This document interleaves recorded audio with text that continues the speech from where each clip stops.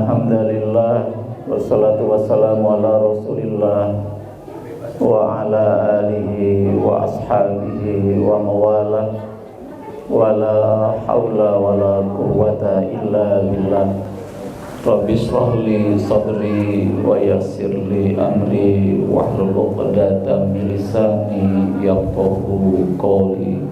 Ya Fattahu ya Alim bi rahmatika ya arhamar rahimin. Amma ba'd. Kesepuhan para sadayana nu sim abdi TV hormat.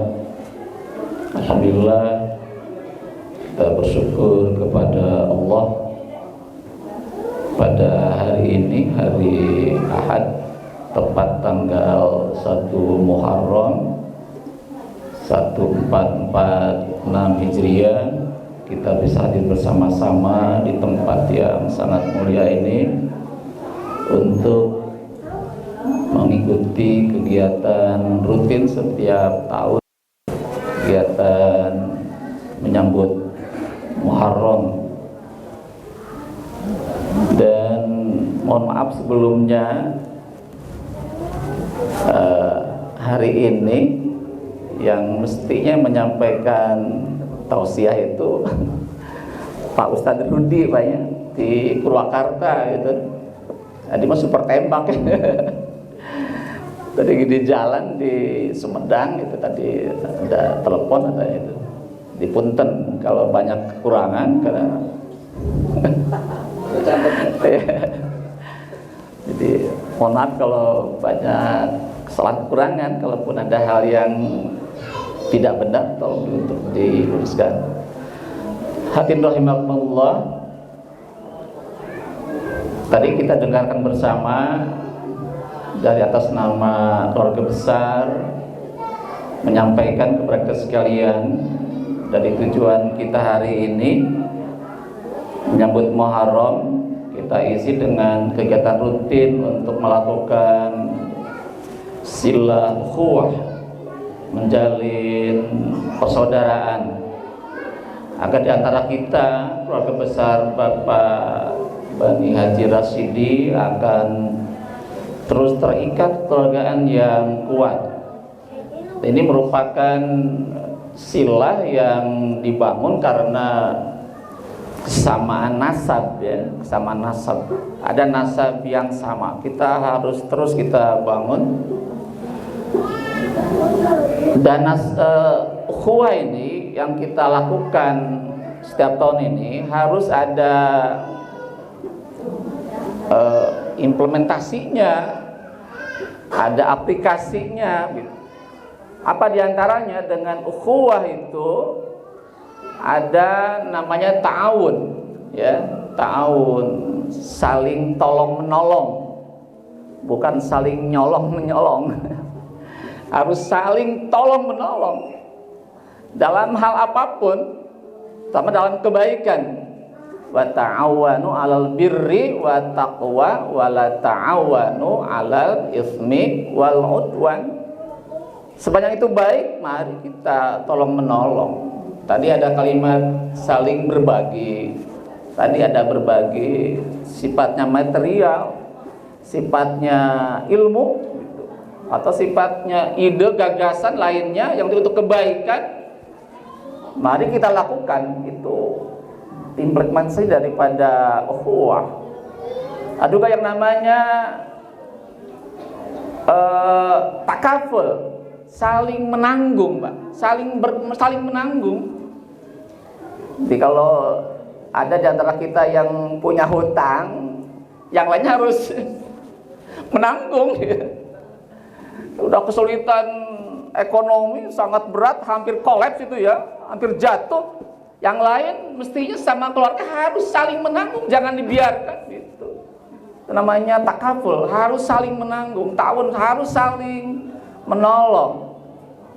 Ada lagi namanya ta'azur, harus saling berkunjung. Mungkin hari ini pertama kali dari sekian lama kegiatan Muharram, alhamdulillah ketika mau pulang kembali ke Tangerang sempat mampir, dan hikmahnya Sangat luar biasa. Biasa kenal seorang wali baik di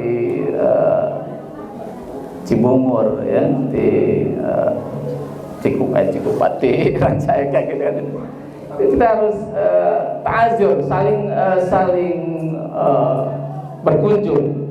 Itu hal yang terpenting. Apalagi kita harus ta'aruf. Ta'aruf artinya harus saling mengenal.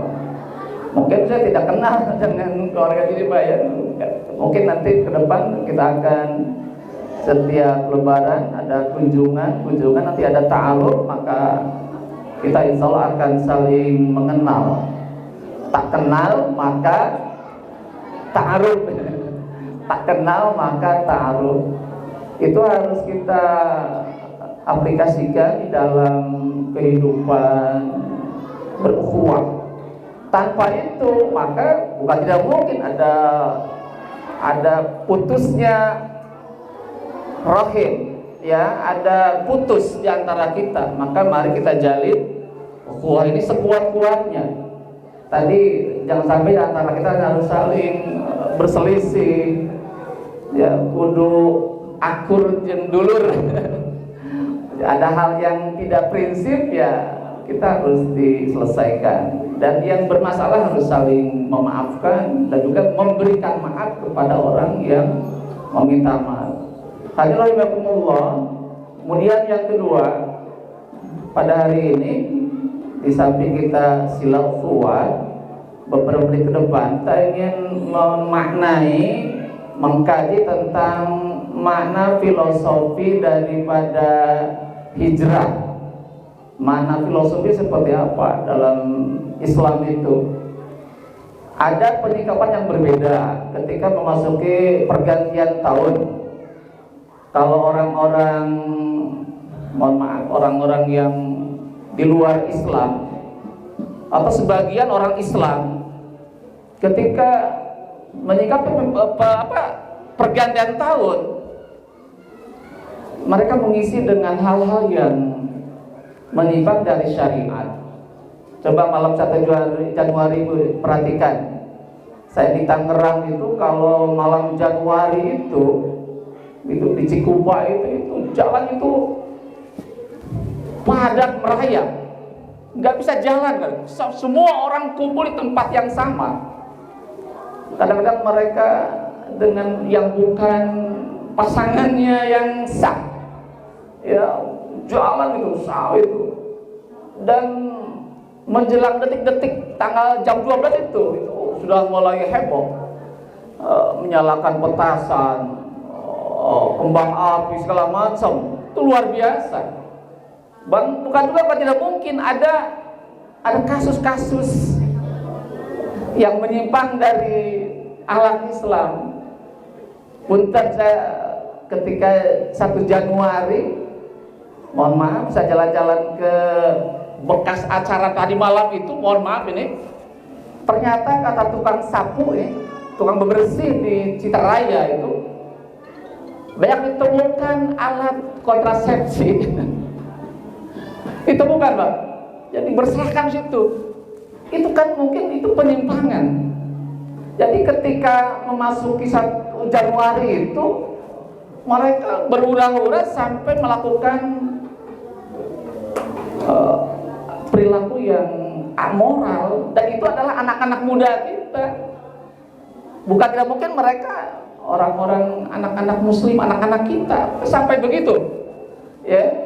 Jadi banyak dari apa yang kita lihat ketika menyikapi pergantian tahun, ada perilaku yang menyimpang.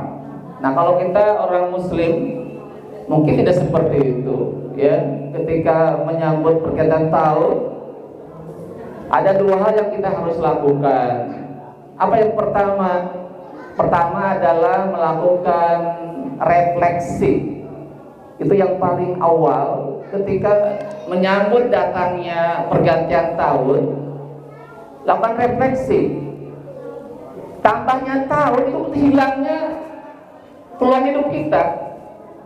Hidup adalah apa? Gabungan waktu, kumpulan waktu hidup itu.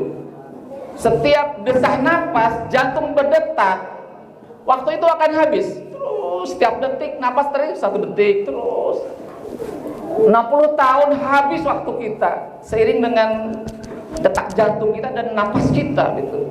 Itu hilang hidup kita, seperti itu akan hilang. Nah, mestinya kalau waktu itu hilang, sementara waktu adalah yang sangat berguna bagi manusia, dan Allah bersumpah dengan waktu, wadduha, demi waktu duha, wal asr, wal lail, ya, wan nahar, itu kan waktu. Jadi kalau waktu itu hilang, lepas dari diri kita, lakukan refleksi. Apa refleksi itu adalah muhasabah. Muhasabah, merenung, bertafakur, gitu kan. Sejauh mana waktu yang kita gunakan ini digunakan buat apa? Bapak sekalian, kalau kita lihat, mungkin nanti kita setelah episode dunia ini akan kita lalui beberapa tahun ke depan, nggak tahu sampai kapan kita ada di permukaan bumi ini, dan nanti kita akan masuk ke dalam bumi. Nanti ada yang namanya episode hisab, ada yang namanya episode perhitungan tentang diri kita. Dan Islam menyatakan kepada kita, hasibu anfusakum qabla an tuhasabu. Hisab kalau disebut oleh Allah, ada 4 hal yang harus kita siapkan nanti. Pertama, tentang umurmu, digunakan buat apa?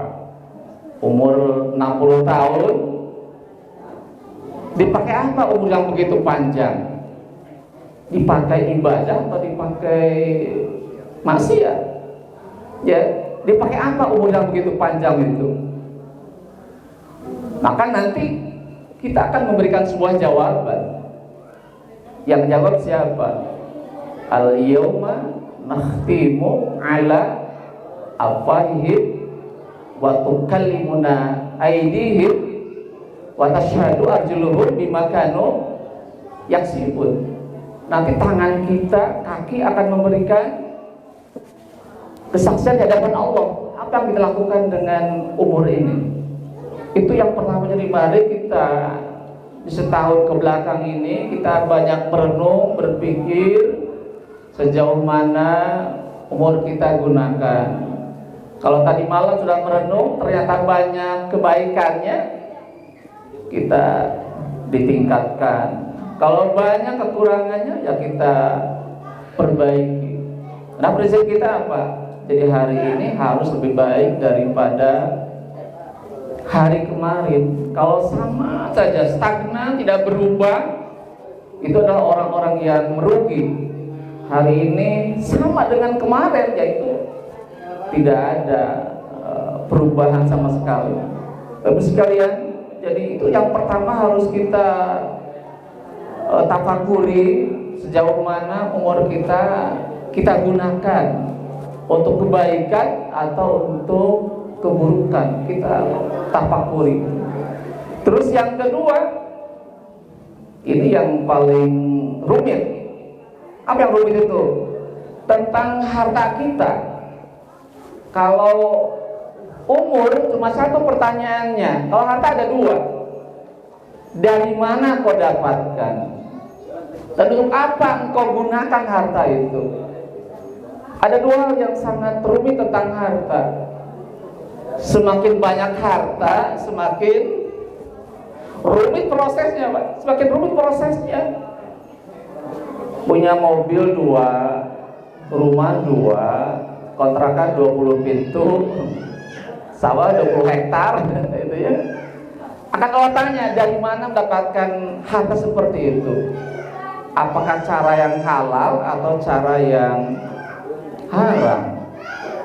Kalau halal ya tidak ada masalah. Tapi kalau prosesnya itu haram, siap-siap kita akan menghadapi masalah besar.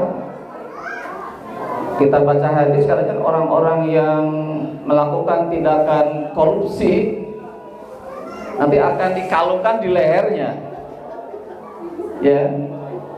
Jadi kalau kita hari ini melakukan tindakan-tindakan menyimpang tentang terakhir harta, nanti itu lebih rumit nanti pada hari akhir nanti. Dari mana kau dapatkan harta itu? Apakah dengan cara yang halal atau cara yang haram? Itu harus disiapkan hari ini. Terus yang kedua, setelah harta didapatkan, digunakan buat apa harta itu? Digunakan buat apa? Dipakai apa? Harta banyak melimpah. Apa istilah-istilah itu? Bro dicuru, bro dipantau nelayan, di imah bapak. Uangnya banyak, itu dipakai apa tuh uang itu? Ya, digunakan buat apa? Gitu. Kalau dipakai tiap hari, dipakai maksiat, ya itu sangat berat. Gitu. Tapi kalau dipakai untuk berbagi, kita memberi yang lain, itu tabungan nanti. Ada orang bilang katanya harta nggak bisa itu harta bisa dibawa mati. Bisa harta itu. Bagaimana caranya? Ketika hidup kita infakkan, kita sedang itu akan dibawa mati oleh kita. Hasilnya akan dibawa mati. Itu sekalian. Jadi yang kedua yang harus kita siapkan hari ini, kita menyiapkan harta yang terbaik. Tidak ada harta yang kita dapatkan apalagi dari proses yang haram. Kata Rasulullah, kullul lahmin nabata min haram fannar aula bihi. Kata Rasulullah, daging yang tumbuh dari pekerjaan yang haram, fannar, maka neraka itu aula bihi, lebih utama baginya. Jadi kita ngasih makan anak kita, istri kita dengan cara yang haram, itu sama dengan melemparkan anak kita ke dalam nerakanya. Jadi mari kita jaga baik-baik. Tidak boleh ada sedikit pun makanan yang haram masuk ke dalam tubuh anak-anak kita. Kata Allah dalam Quran, wa kulu washrabu halalan thayyiba.